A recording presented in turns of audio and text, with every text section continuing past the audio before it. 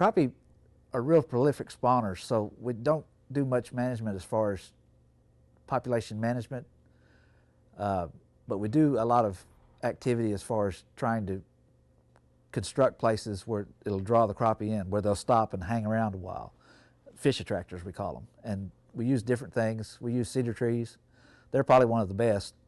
In addition to the brush piles that we put out, we've gone in the last few years to something we call spider blocks. A lot of times we'll put 4 or 5 in a spot, and we found that a lot of times if we can enhance something that's already there, like a stump or a rock or some kind of structure that's already there, and add spider blocks to it, it makes the whole thing a lot better, holds fish better.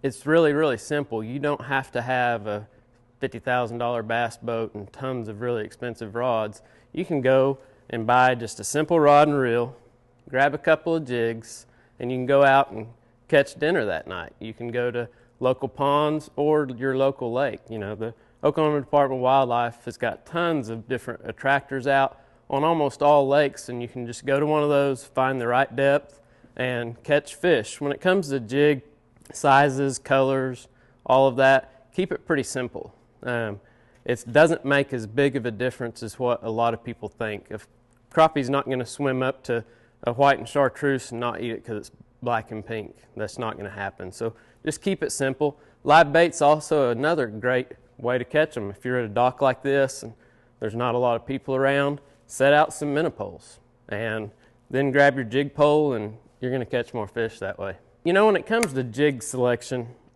like I always say, keep it simple, but truly I believe that the heavier jig really will let you feel more bites, okay? When a fish bites, that bite that you feel is actually just that fish taking the slack out of the line. So if you'll go to a heavier jig, like let's say that you're used to using a 16th, go to an 1/8. If you're used to using an 1/8, go to a 1/4. It's going to keep your line tighter. You're going to feel that bite a lot better. As far as styles go, of course, the tube jig like this is always a good choice. This is a Yum Houdini fry. That's an awesome little bait for around docks or really highly pressured areas. If it's the spring or you're out in a boat where you're not around other people and it's not highly pressured, that's where this bigger jig really shines.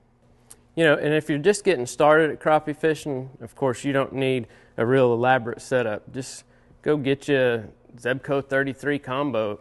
You can buy them anywhere. They're really inexpensive. Get some 6 to 8 pound test. Grab a couple of different styles of little jigs in different colors, something in a dark, something in a light, some 16th, 1/8 ounce jig heads. Or if you want to go the minnow route, then that's even simpler. Get you a package of hooks and a couple of split shot and minnow bucket and minnows, and you're ready to get started.